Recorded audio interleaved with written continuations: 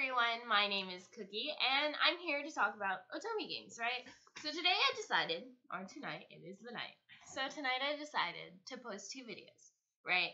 One video is going to be basics of Otome games, right? They're not that hard to understand, but I get questions on them, right? Which one's a good starter one? How do I do this? What is the best thing for me? Is it okay if I spend my money on this?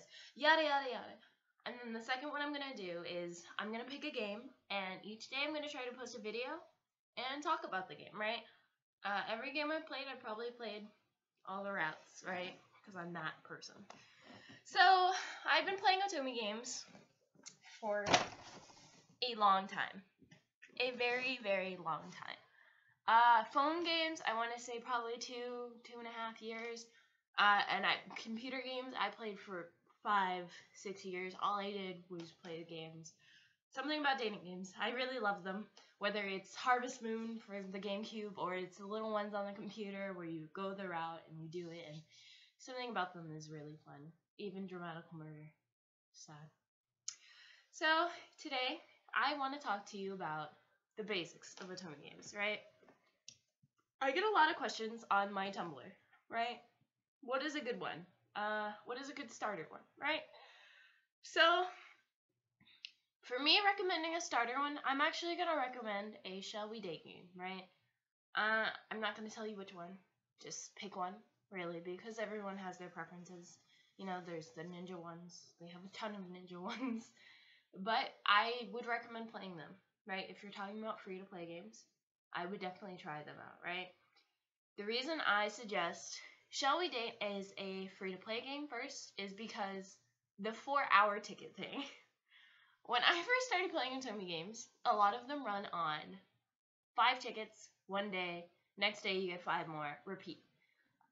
Wizard's Heart, or any of the games they have, really, Blood and Roses, all that, they run on a 4-hour ticket. So you use your 5 tickets when you first start, and every 4 hours you get a new ticket. Now, basically, it's the same as you get basically, I believe, like, the same amount of tickets. You probably get, like, 5 in a day or something. I've never tried to calculate, but I'm going to calculate right now. I'm going to be that person. 24 divided by 4. So if you played a full day, and you kept logging on every 4 hours, you get 6 tickets.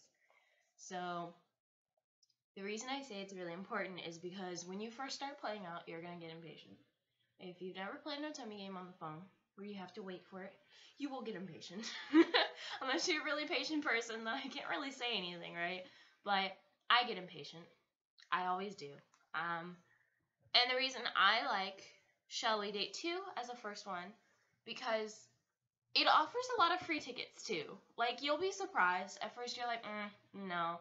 But the more you do it, the more you'll get offers for free tickets, and they do a mission list in the beginning, right? And the mission list is you complete it, you get this prize, you complete that, and you get this prize.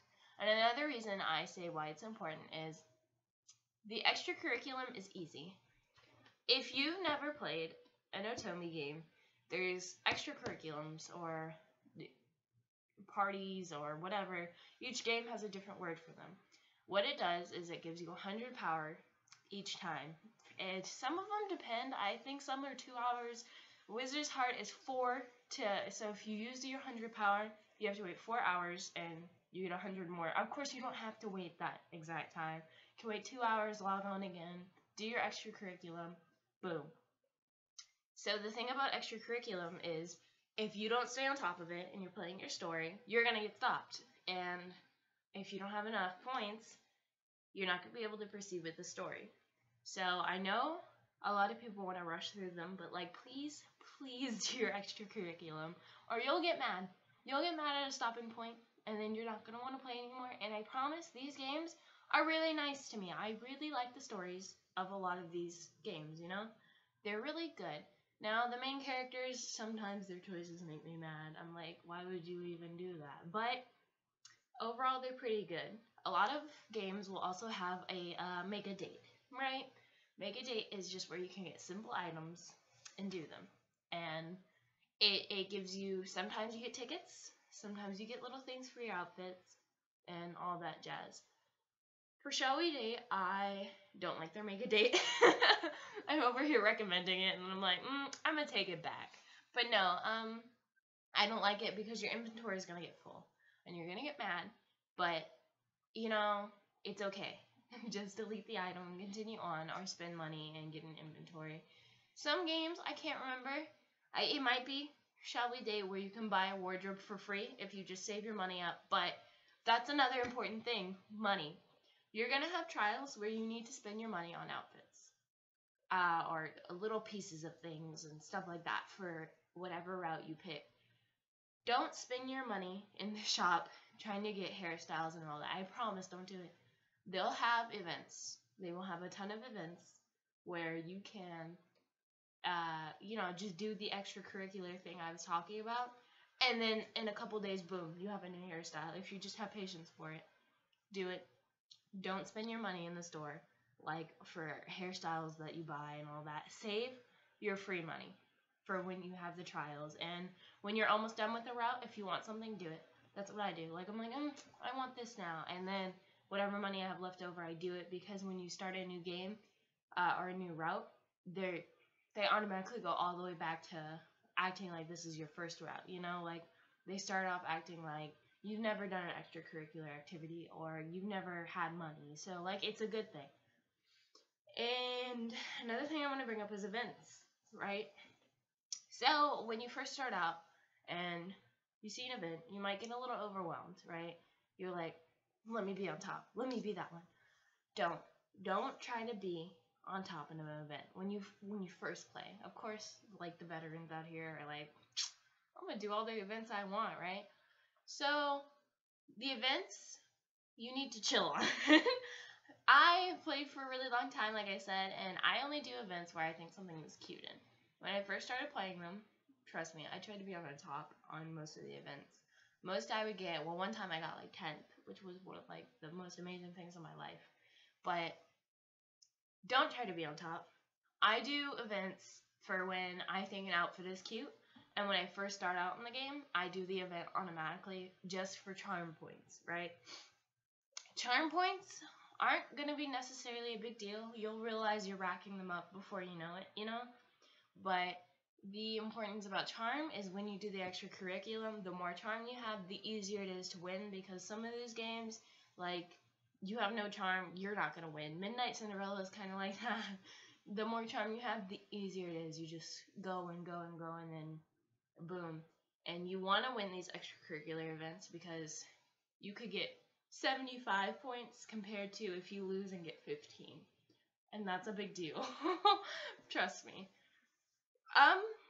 I think that's really it for the basics of an Otome game. If you want to play one, go ahead, check it out, scroll through. I'm going to post more videos, and I'm going to talk about different ones. Like some of the ones I have on my phone right now, Wizard's Heart, Midnight Cinderella, Cinderella Contract, all that jazz. I'm going to talk about the ones that you have to pay for, because I do that too. And before I leave, let me talk to you about spending money on them, right? When I first started playing Otome games, let me tell you, I felt ashamed when I spent $2 on it. I was like, I can't believe I just did this. And like, I acted like it was the worst thing in the world, right? I was like, I spent my money on it. Like, I could have bought something else. But like, let me give you a tip. If it makes you happy, it's okay. Breathe. It's fine. Like, it's your money too, you know? Well, unless you're spending your parents' money. I work for my money, right? So I'm like, it's my money. Like, if I want to spend it on this, I spend it on it. And I'm okay with it. And that brings up events. You know how I was telling you, like, don't try to be on top, because there's some people who will spend so much money on an event. I used to be that person. And it is so hard to beat them because they just keep spending more money. But, like, let me tell you, it's okay to spend your money on them, right? I'm not saying go crazy or anything, but, like, it's okay. Don't stress. I've spent $1, $5, $20. Spent a lot of money on them. Well, racking up over time. I never do any short outbursts, but, like, it is okay. It's okay. So, that brings an end to this video. I just wanted to tell you, I'm going to post a video at least once a day, hopefully. Maybe more if I can. And I know I'm not going to get a lot of subscribers or anything, but it really helps when you know the basics to games, and I'd like to be that person. I get a lot of asks, so always comment on the YouTube section if you have a question. Send an ask on my Tumblr. Feel free. I'm okay with anything. So, alright. Bye.